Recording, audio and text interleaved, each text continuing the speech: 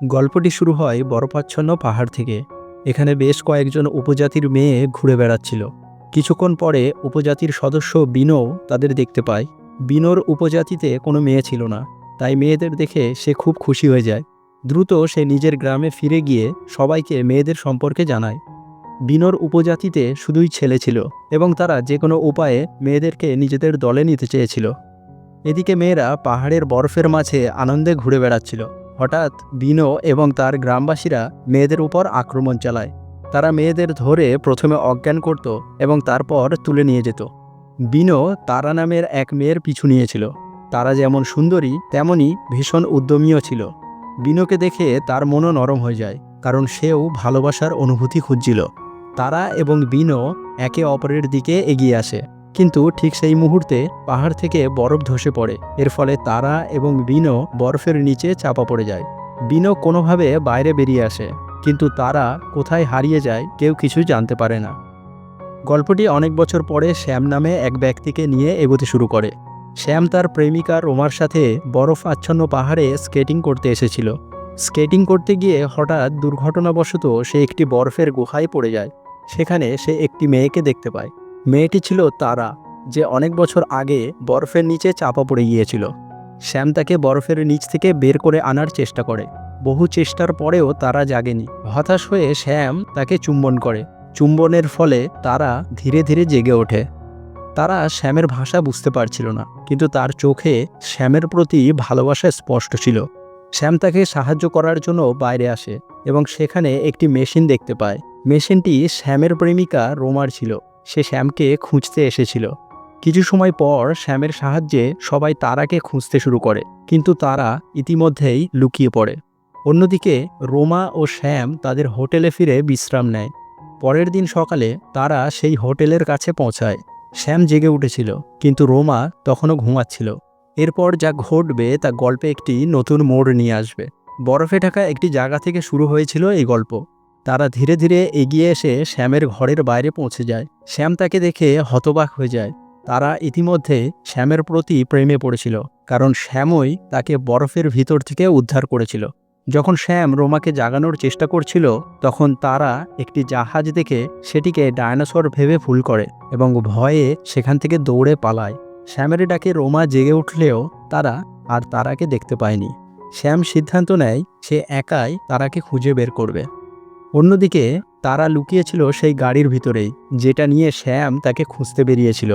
হঠাৎ তারা শ্যামের সামনে হাজির হলে শ্যাম এতটাই ভয় পেয়ে যায় যে গাড়ি উল্টে যায়। তবে সৌভাগ্যক্রমে তাদের দুজনের কারো কোনো আঘাত লাগেনি। তারা গাড়ি সোজা করে দেয়। তারা দেখতে যেমন সুন্দর তেমনই শক্তিশালী। এরপর তারা আবার রওনা হয়। শ্যাম তারাকে পাগল ভাবতে শুরু করে, কারণ তারা যে ধরনের পোশাক পরেছিল তা দেখে যে কেউ পাগল ভাবত। তারা আসলে ছিল এক আদিবাসী মেয়ে, যাকে অনেক বছর ধরে বরফে জমে থাকতে হয়েছিল। যথাক্রমে শ্যাম একটি পেট্রোল পাম্পে থামে। সেখানে তারা গ্যাস পাইপকে ডায়নোসর ভেবে তা দাঁত দিয়ে কামড়ে ছিঁড়ে ফেলে। এই ঘটনায় শ্যামের সন্দেহ আরও দৃঢ় হয় যে তারা সত্যিই পাগল। অবশেষে তারা মানসিক হাসপাতালে পৌঁছায়। শ্যাম তারাকে গাড়িতে রেখে ডাক্তারকে পুরো ঘটনা বলে, কিন্তু ডাক্তার বরং শ্যামকেই পাগল ভেবে একটি ঘরে আটকে রাখে। শ্যাম অনেকক্ষণ বাইরে না আসায় তারা গাড়ির দরজা ভেঙে বেরিয়ে আসে। শ্যামকে খুঁজতে খুঁজতে তারা সেই ঘরের কাছে এসে পৌঁছায়, যেখানে শ্যাম বন্দী ছিল। সে দ্রুত জানালা ভেঙে শ্যামকে উদ্ধার করে এবং তারা একসঙ্গে হাসপাতাল থেকে পালিয়ে যায়। কিছুটা পথ এগিয়ে শ্যাম গাড়ি থামিয়ে তারাকে জোর করে বাইরে নামিয়ে দেয়। সে তারাকে পাগল ভেবে তাকে একা ফেলে চলে যায়। এই জায়গার কাছাকাছি দুজন প্রেমিক সময় কাটাচ্ছিল। তাদের প্রেম করতে থেকে তারাও এক অদ্ভুত উত্তেজনা অনুভব করে। এরপর তারা শ্যামের দিকে যেতে শুরু করে। শ্যাম শহরে ফিরে এসেছিল এবং ফোনে রোমাকে জানায় যে জরুরি কাজের জন্য তাকে বাড়ি ফিরতে হয়েছে। রোমা তখন বরফে ঢাকা পাহাড়ি এলাকার হোটেলে ছিল। শ্যামের ফিরে যাওয়ার খবর শুনে রোমাও বাড়ি ফেরার সিদ্ধান্ত নেয়। রাত হওয়ার আগেই তারা শহরে পৌঁছে যায়। তারা শ্যামের পিছন পিছন শহরে এসে পৌঁছেছিল। শহরে এসে প্রথমবার আসায় চারপাশের জিনিস দেখে অবাক হচ্ছিল। একটি জায়গায় সে একটি ড্রেস পছন্দ করে এবং দোকানের কাজ ভেঙে সেটি নিয়ে নেয়। অন্যদিকে শ্যাম নিজের বাড়িতে ঘুমাচ্ছিল, কিন্তু হঠাৎ একটি শব্দে জেগে ওঠে। বাইরে এসে দেখে দুজন চোর তার বাড়িতে ঢুকেছে। চোরেরা শ্যামকে ধরে মারধর করতে শুরু করে। ঠিক তখনই তারা সেখানে এসে উপস্থিত হয়। সে চোরদের উপর ঝাঁপিয়ে পড়ে এবং এতটাই মারধর করে যে তারা ভয়ে বাড়ি ছেড়ে পালিয়ে যায়। তারা শ্যামকে খুঁজতে খুঁজতে এখানে এসেছিল এবং শ্যামকে বাঁচানোর পর শ্যাম বুঝতে পারে যে তারা পাগল নয়, বরং সাহসী এক মেয়ে। শ্যাম সিদ্ধান্ত নেয় যে তারা তার সঙ্গেই থাকবে।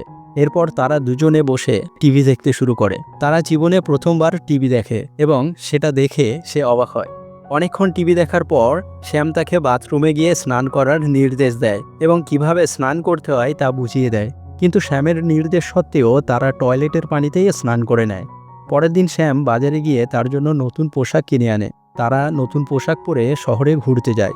এদিকে শ্যামের প্রেমিকা রোমা শ্যামের বাড়িতে এসে উপস্থিত হয়। রোমা তাদের রাখা জঙ্গলি পোশাক পরে নাচতে শুরু করে। সে ভাবে শ্যাম তার জন্য নতুন পোশাক কিনেছে। ঠিক তখনই পাগলখানার ডাক্তার জানালা দিয়ে রোমাকে দেখে এবং তাকে পাগল ভেবে ভুল করে। ধীরে ধীরে ডাক্তার বাড়ির ভিতরে এসে রোমাকে বেহুশ করে তুলে নিয়ে যায়। কিছুক্ষণ পর রোমা পাগলখানায় বন্দি অবস্থায় চোখ খুলে দেখে যে ডাক্তার তাকে পরীক্ষা করছে। হুঁশ ফেরার পর রোমা ডাক্তারকে বোঝানোর চেষ্টা করে যে সে পাগল নয়, কিন্তু ডাক্তার তার কথা বিশ্বাস করে না। এমন সময় শ্যাম পুলিশ নিয়ে পাগলখানায় এসে হাজির হয়। শ্যামের কথায় ডাক্তার রোমাকে ছেড়ে দেয়। অল্প কিছুক্ষণের মধ্যেই রোমা শ্যামের বাড়িতে ফিরে আসে এবং দুজনে বসে খাবার খেতে থাকে। ঠিক তখনই তারা বাইরে থেকে এই দৃশ্য দেখে ফেলে। যেভাবে বসে তারা খাবার খাচ্ছিল সেই ব্যাপারটা তারা একেবারেই পছন্দ করছিল না। শ্যামও তাকে দেখে ভয় পেয়ে গিয়েছিল। এরপর শ্যাম কোনো এক অজুহাত দিয়ে তাড়াতাড়ি বাইরে চলে আসে।